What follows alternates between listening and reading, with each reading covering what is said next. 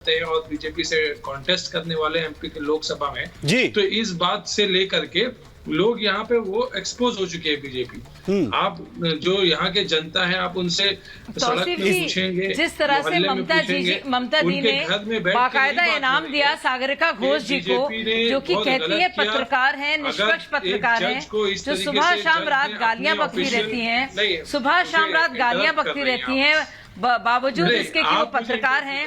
जिस तरह से राज्यसभा उन पर नवाजी गई है, उस पर आप कुछ नहीं बोल रहे हैं, ये बड़ी अफसोस की बात है। पोस्ट को मिसयूज करता था, तो ये हाईकोर्ट का जज जो आज बीजेपी ज्वाइन कर लिया है, सीबीआई ईडी नहीं, तो आप इस पर तो क्लेम कर दीजिए। आप तो बड़ी बात कह रहे हैं तौसीफ साहब, आप कह रहे हैं कि अपनी सीट का जो है गलत फायदा उठा लिया, उसका मिसयूज जो है वो हो गया, और शायद ये तो देश के इतिहास में पहली बार हो गया। इतना बड़ा क्लेम सर तौसीफ खान साहब आप कर रहे हैं, और मैं ये कह रहा हूं तो फिर तो इलेक्शन कमीशन में जाकर क्लेम कर दीजिए सर। आप भूल गए, सुप्रीम कोर्ट ने कहा जुडिशियल इम्प्रोप्राइटी का इंस्टेंस है ये सुप्रीम सर। मैं वही कह रहा हूं, ये तो बहुत अच्छा है ना सर, बहुत अच्छा है। कम से कम संवैधानिक संस्थाओं का जो महत्व है, जो संवैधानिक संस्थाओं पर इससे पहले सवाल उठते रहे, कम से कम उस पर एक भरोसा जो है बढ़ रहा है, कम से कम ये तो पता चल रहा है। और तौसीफ साहब वो उसी बॉटम लाइन का जिक्र कर रहे हैं।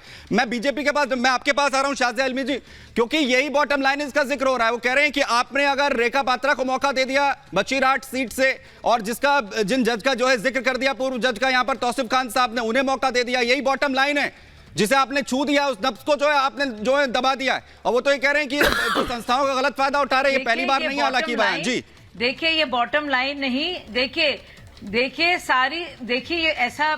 सबसे पहले तो अगर आप उनका देखेंगे रिकॉर्ड और जुडिशियल रिकॉर्ड आप देखेंगे तो आप उसे पाएंगे पूरी तरह से निष्पक्ष। उन्होंने बहुत ही अच्छी तरीके से अपने कामकाज को निभाया है, और कभी भी ना टीएमसी ने उन पर इल्जाम लगाया है, और बल्कि इस राज्य सरकार ने चाहे कोई भी रही हो, कभी भी उन पर इस तरह के इल्जाम नहीं लगाए। दूसरी बात ऐसा कई बार और सालों साल से होता आ रहा है, तो ऐसा नहीं कि कोई नई बात हुई है। तीसरी और जरूरी बात, सागरिका घोष जी जो कल 4 दिन पहले तक बुरी भली बातें भाजपा के बारे में, अनर्गल बातें, बावजूद इसके कि वो अपने को पत्रकार कहती हैं और कहती है मैं निष्पक्ष पत्रकार हूं, वो बस एक दिन छोड़ती हैं पत्रकारिता और कहती है मैं बहुत दिनों से लिख नहीं रही थी, हालांकि मैं टीवी में जा रही थी और कमेंट्स दे रही थी, लेकिन अब मैं बन गई हूँ, अब मैं तो राज्यसभा सांसद के मुझे का निमंत्रण आया ममता दी के साथ। तो ममता दी से भी पूछना चाहिए कि आपने राज्यसभा के लिए क्यों खास तौर से एक पत्रकार को चुना, ऐसा वो पत्रकार आपके लिए क्या कुछ कर रही थी। और अगर ममता दीदी को ऐसा लगता है और तौसीफ को ऐसा लगता है कि ये इन जो जज रहे हैं और उनको टिकट दिया गया है, तो उन्होंने किस तरह से कैसे सवाल उठाया उस पर। अगर आपको लगता है कि संवैधानिक संस्थाओं में अपने पदों पर रहते हुए ऐसा फायदा उठाया गया तो उस पर क्लेम कर दीजिए, बिल्कुल उस पर क्लेम कर देते। इलेक्शन कमीशन वो तो कह रहे हैं ना हम फ्री फेयर इलेक्शन कराना चाहते हैं, इसलिए इलेक्शन कमीशन, इसीलिए इलेक्शन कमीशन यहाँ पर बैठा ना। तौसीफ साहब मैं वापस आपके पास यहाँ पर लौट रहा हूँ, शाहज़ाद जी मैं वापस आपके पास यहाँ पर आऊंगा। मैं प्रोफेसर धर्मेंद्र यादव आपके पास यहाँ पर आ रहा हूँ। उत्तर प्रदेश के अंदर जीत के बड़े बड़े दावे हैं, लेकिन जो गठबंधन आप लोगों ने किया है, जो सीटें जो है कांग्रेस को दी है, 10% मार्जिन वाली दी हैं, पहले ही खत्म करने पर तुड़े हुए हैं आप लोग। सुमित जी, सबसे पहले तो मैं आपके चैनल के माध्यम से आर भारत की पूरी टीम को और सभी देशवासियों की होली की हार्दिक शुभकामनाएं देता हूं समाजवादी पार्टी की तरफ से जी। दूसरी बात जो आप पूछ रहे हैं कि कांग्रेस को जो हमने सीटें दी हैं वो आपसी समझौते के तहत सीटें दी गई हैं, वो कोई डिस्कशन का मुझे लगता पॉइंट नहीं है। एनडीए गठबंधन में जिस तरह की सीटें दी गई हैं, कोई पता चला हमें एक सीट मिली है, नाराज हो रहे हैं। ओम प्रकाश राजभर कह रहे हैं हमें 2 सीट मिलनी चाहिए थी, संजय निषाद जी कह रहे थे हमें 2 सीट मिलनी चाहिए। तो ये तो खींचतान का बात रहता ही रहता है, इसमें गठबंधन की कोई ऐसी बात नहीं है।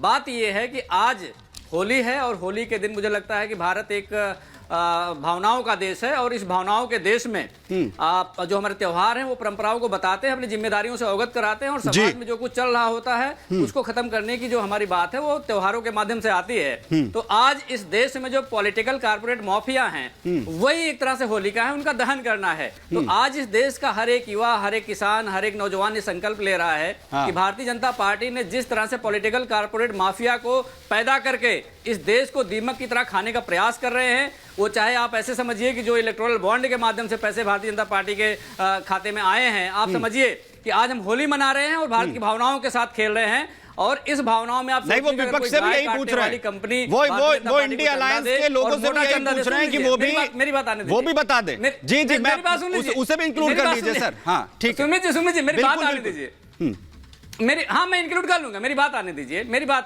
पुलवामा अटैक के बाद तुरंत पाकिस्तान की जो कंपनी है वो भारतीय जनता पार्टी को चंदा देती है।